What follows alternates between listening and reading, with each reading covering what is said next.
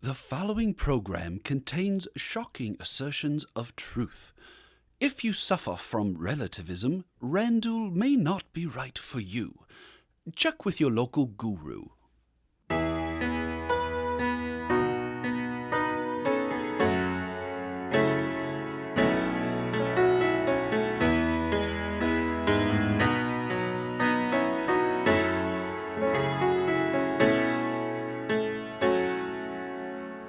The Supreme Court Justice decided to take your rights away from you and sanctify a killer's knife to terminate your precious life.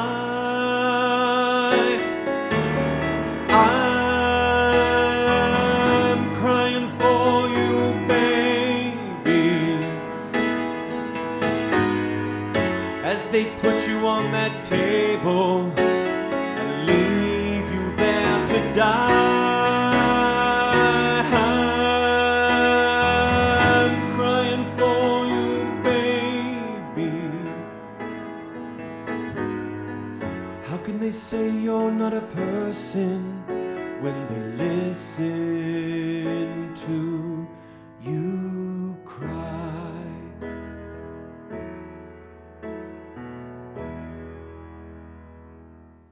Speaking the truth when others hold their tongues. Wrestling for justice with left-wingers and crocodiles. Resisting the temptation to keep the peace at any price.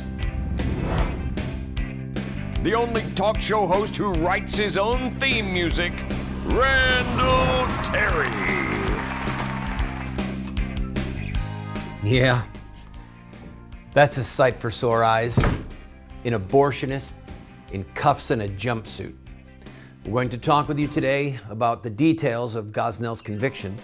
We will show you where President Obama stands on killing babies after they're born, plus some secret footage from inside an abortion mill in the past 30 days during Gosnell's trial, talking about what to do with a baby that survives an abortion. But first, a word from Jezebel Sanger Friedenstein Bloomer. With a name like that, she's got to be a whack job.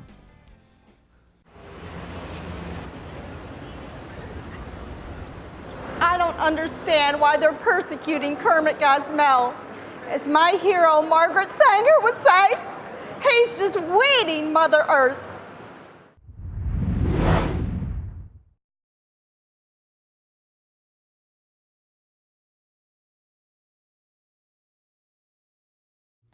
Welcome to today's program, friend. I want to start with an apology. There's such a thing as good TV, mediocre TV, and bad TV. And we have discussions about what constitutes a good television show. I believe that doing one topic day after day after day after day after day after day after day is simply poor broadcasting. It just is. And we have done a lot of shows recently on the topic of abortion, on child killing.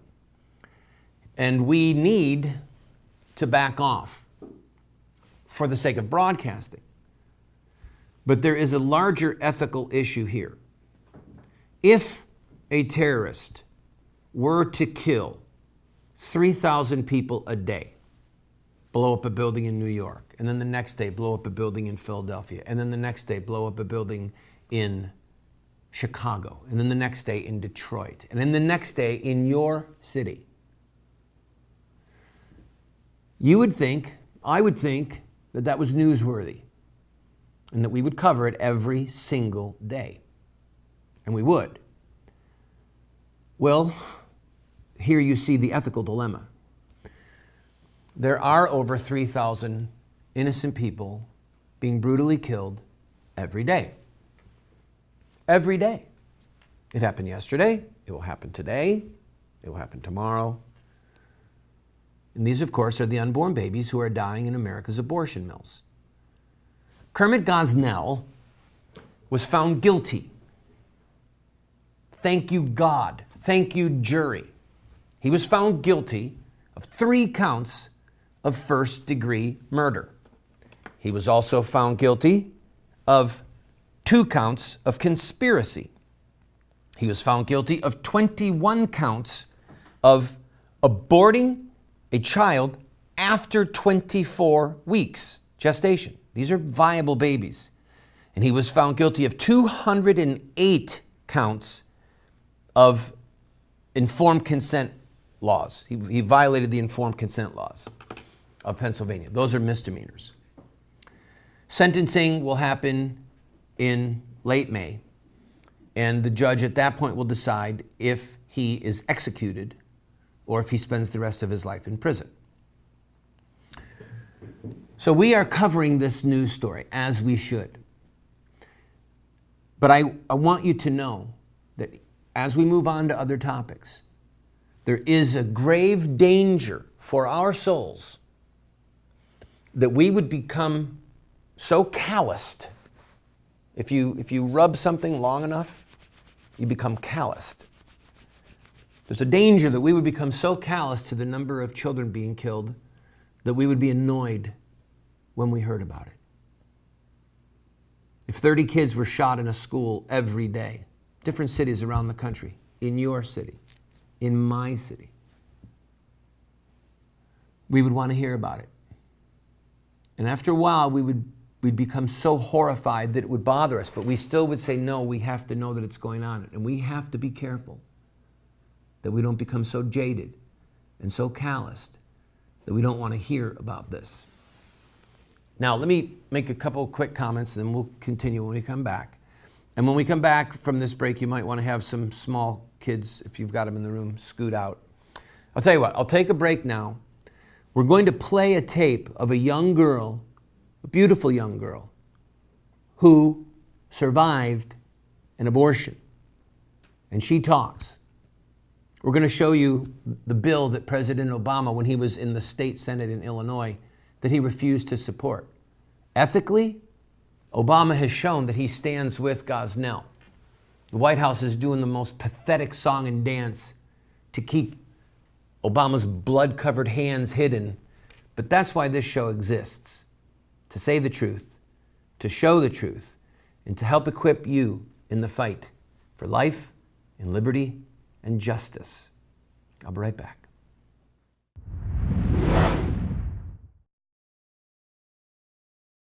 Every day in America, over 3,500 babies are torn apart by abortion. Shouldn't all babies, like this living, unborn child, have the right to life? Baby killing will only end when Americans see the truth of what abortion does to innocent children. You can help end this Holocaust by showing the truth of abortion in your area with a Face the Truth tour. Go to FaceTheTruthAmerica.com to set up a Face the Truth tour in your area. The babies and their mothers will be eternally grateful. In the 1980s, banks introduced designer checks.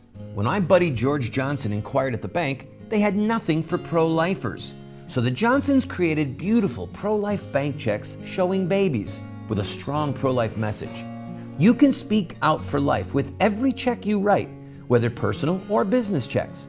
Be a voice for babies with these pro-life checks. Go to prolifecheckguy.com to see more. That's prolifecheckguy.com. Abortion, safe and legal? Take a close look here at Gosnell's entry. This building couldn't withstand a bull fart.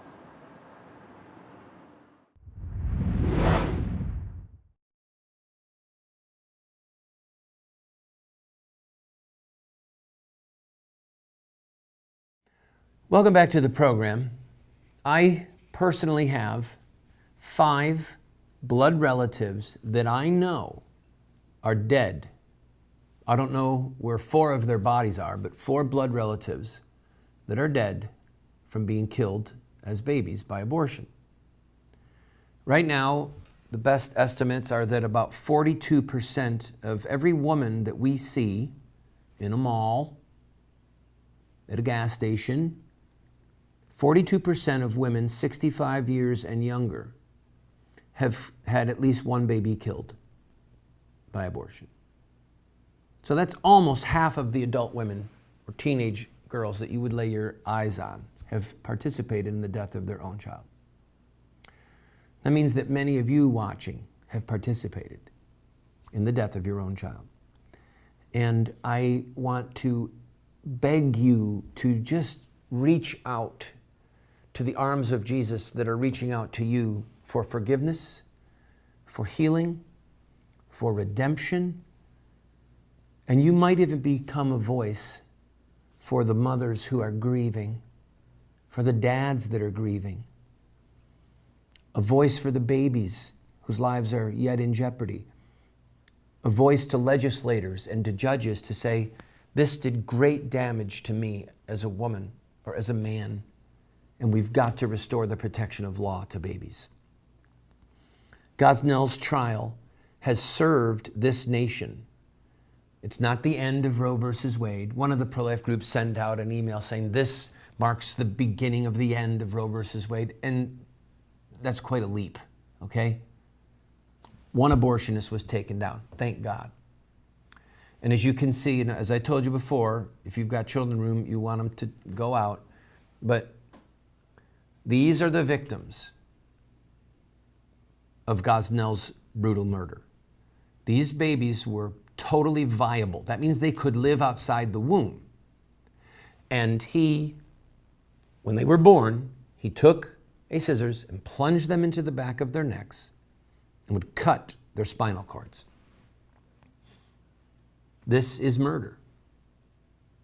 He has been convicted of first-degree murder, and he may face the death sentence for his crimes.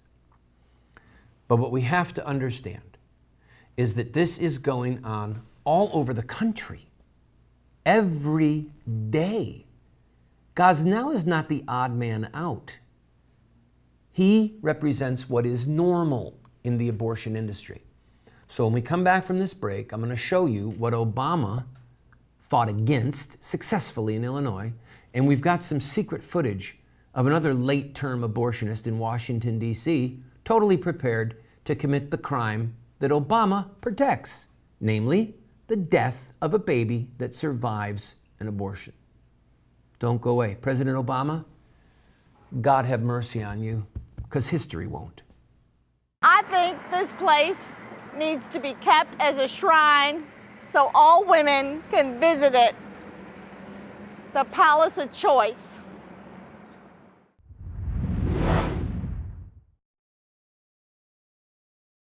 Do you want to have knowledge, wisdom, discernment?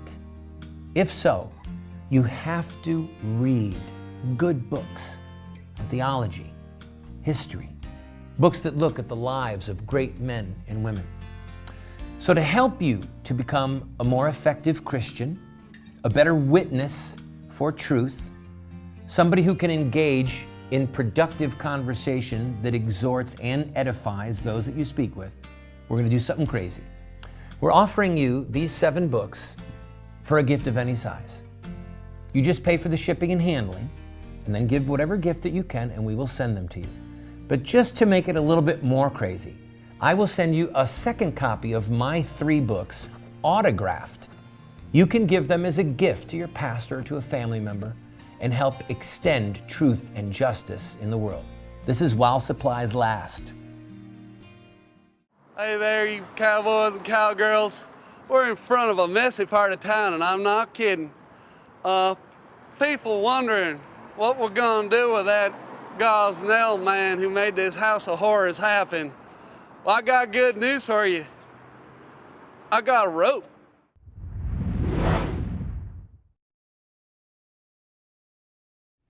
Welcome back to the program, friend. You're about to see Melissa Oden, who survived an attempt on her life, and thank God the abortionist in that case did not plunge a scissors into the back of her neck. I let her speak for herself. I'm going to tell you something you might not know. Many children, more than you might think, actually survive failed abortions and are born alive. I know because I'm one of them. I was aborted and my body discarded like I didn't exist. but a nurse heard me crying and cared enough to save my life. There's something else you may not know. When he was in the Illinois State Senate, Barack Obama voted to deny basic constitutional protections for babies born alive from an abortion. Not once, but 4 times. I know it's by the grace of God I'm alive today, if only to ask America this question. Is this the kind of leadership that will move us forward? That would discard the weakest among us? How will you answer? Susan B. Anthony List is responsible for the content of this advertising. Now, some people have said, oh, that was unfair, that's not true, that's not what President Obama did. Actually, yes, it is. Lane, put the actual words of the bill that Obama killed on the screen for people. In determining the meaning of any statute or any rule, regulation, or interpretation of the various administrative agencies of the state, the word person, human being, child, and individual include every infant member of the species Homo sapiens who is born alive at any stage of development. As used in this section, the term born alive with respect to a member of the species Homo sapiens means the complete expulsion or extraction from its mother of that member at any stage of development who after that expulsion or extraction breathes or has a beating heart, pulsation of the umbilical cord, or definite movement of voluntary muscles, regardless of whether the umbilical cord has been cut, and regardless of whether the expulsion or extraction occurs as the result of natural or induced labor, cesarean section, or induced abortion. A live child born as a result of an abortion shall be fully recognized as a human person and accorded immediate protection under the law. Those words are the statute that was put before Obama when he was in the Illinois State Senate, okay, state government, and he chaired the Health Committee. He killed the bill. That was the 3rd time he helped kill a bill. Now, when he was running for president and later on during his presidency, he said, well, if it had been like the federal law, he would have supported it. If you read the law, if you put them side by side, they are virtually identical. There's just no difference. Obama supported letting a baby die. The sin of omission.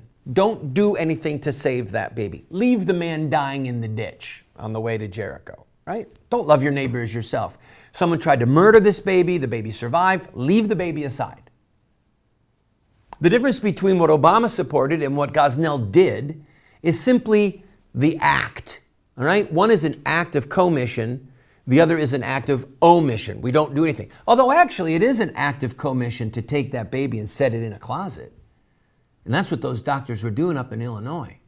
And when we come back from this break, we'll see a doctor in D.C. who says that he'll do it right now, right in the middle of the Gosnell trial. He said he would just let a baby die. That's what Obama supports. Don't go away.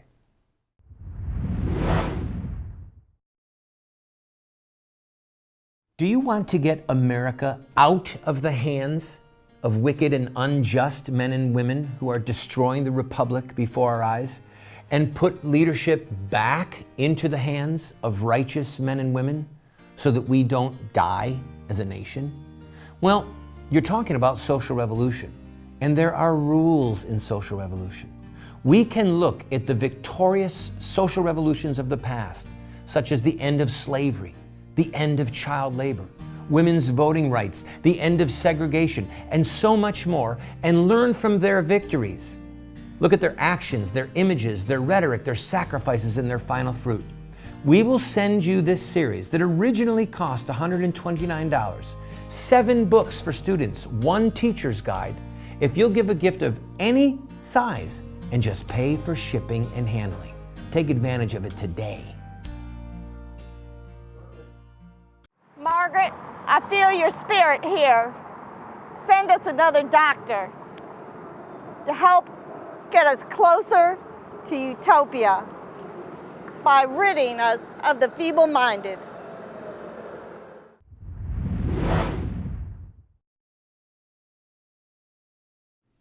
Welcome back to the program, friend. I'm going to show you clips of a secret camera taken in Washington, D.C. within the last month of an abortionist saying that he would kill a woman's baby. She was actually pregnant. She was a spy with a hidden camera. She was 24 to 25 weeks pregnant. Roll the first clip. But it doesn't always happen that way. I cut the umbilical cord first, wait for the baby to expire, and then we do it that way. So hopefully the fetus will expire first, and then we do the pregnancy termination that way. So he says it's a baby. This is how hard-hearted these abortionists are. Next clip, Lane, please. Okay, so has it ever survived? After When it comes out?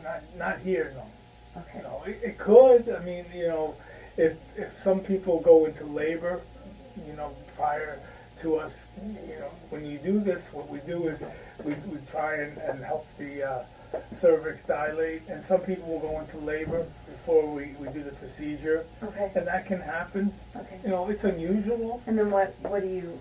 Usually at this point in your What do you pregnancy, do? it's too early to survive usually. Okay. It will expire shortly after birth.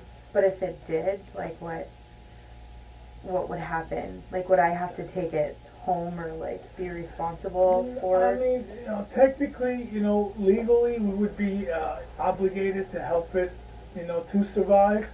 But, it probably wouldn't. It's all in how vigorously you do things to help a fetus survive at this point. So he says, well, it depends on how vigorously you treat it. Now listen, he says clearly in this next place that he is not going to do anything to save the baby. Go ahead. Like, would you make sure that it Yeah, doesn't there's survive? things you do. Obviously, you're here for a certain procedure, and if your pregnancy were, let's say you went into labor, the membrane's ruptured, and you delivered before we got to the termination part of the procedure here, then we would do things, we would not help it. There you have it, an abortionist in the middle of the Gosnell trial. And just for kicks and giggles, listen to what he says about women who made the mistake of going to a hospital after he had helped them to start to murder their baby. You were in a hospital in Virginia, let's say, and you went into labor and you went to the hospital, and then they saw you deliver, they would do everything possible to help that fetus survive. Okay, but you won't. We wouldn't. Okay. That was the stupidest thing they could have done. They paid me to have a dead baby, and then they went to a hospital and they ended up having a live baby. How stupid is that? Stay with me, sweetie. I'll make sure that the job is done right. And if that baby does survive, we won't do anything to help it. He's telling her he's going to break the law. He said earlier on, well, technically we're supposed to save them, but don't worry. Wink, wink, nod, nod. I'm going to let your baby die. Let me bring this around full circle to moms and dads. Many of us have blood relatives dead. We participate in the death of our child. But I want you to think with me for a minute. Think of all the women that you know who killed a baby, or the young men that you know who participated in the death of their child. 83% of women who kill their children are single. Another large portion of them are separated or divorced. The single greatest deterrent of someone killing their baby, are you ready? Is a wedding band. A wedding band. It's not birth control. It's not sex education. It's a wedding band. Moms and dads, we live right now in a sex-crazed culture. And we need to not be afraid or embarrassed or feel guilty about protecting our sons and daughters. That means we need to know where our teenagers are, because the highest density of babies being killed come from girls that are 15 to 25. A lot of them are teenagers when they still live under our roofs. It goes for our sons. It goes for our daughters. And then the question becomes, we have to question the wisdom of sending them off to a college where they're going to lose their faith, maybe lose their virginity, and maybe participate in the death of their own child. So, at this point, if you've got small children, don't be embarrassed about protecting them and having tighter parameters around their behavior than perhaps your neighbors do. You might just save them from sexual promiscuity, and you might save your own grandchild's life. God bless you, and thank God Kermit Gosnell is guilty of first-degree murder.